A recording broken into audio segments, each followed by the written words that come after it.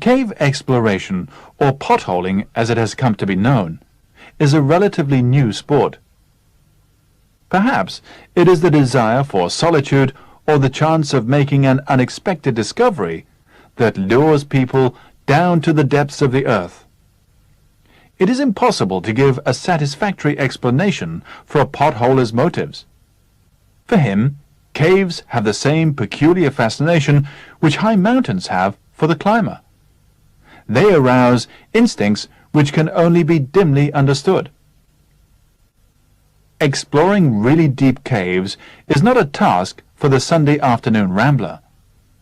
Such undertakings require the precise planning and foresight of military operations. It can take as long as 8 days to rig up rope ladders and to establish supply bases before a descent can be made into a very deep cave. Precautions of this sort are necessary, for it is impossible to foretell the exact nature of the difficulties which will confront the potholer. The deepest known cave in the world is the Gouffre Berger near Grenoble. It extends to a depth of 3,723 feet. This immense chasm has been formed by an underground stream, which has tunneled a course through a floor in the rocks. The entrance to the cave is on a plateau in the Dauphine Alps. As it is only 6 feet across, it is barely noticeable. The cave might never have been discovered had not the entrance been spotted by the distinguished French potholer Berger. Since its discovery, it has become a sort of potholer's Everest. Though a number of descents have been made, much of it still remains to be explored.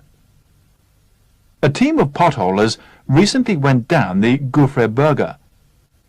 After entering the narrow gap on the plateau, they climbed down the steep sides of the cave until they came to a narrow corridor.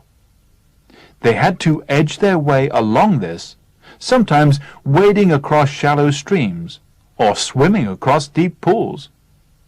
Suddenly they came to a waterfall, which dropped into an underground lake at the bottom of the cave. They plunged into the lake, and after loading their gear on an inflatable rubber dinghy, let the current carry them to the other side. To protect themselves from the icy water, they had to wear special rubber suits. At the far end of the lake, they came to huge piles of rubble which had been washed up by the water.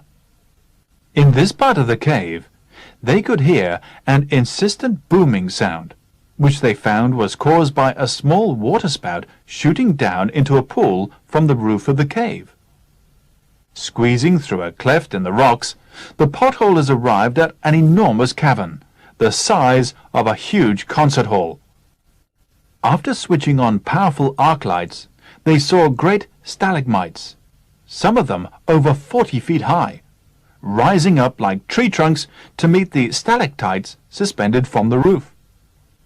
Round about, piles of limestone glistened in all the colors of the rainbow. In the eerie silence of the cavern, the only sound that could be heard was made by water, which dripped continuously from the high dome above them.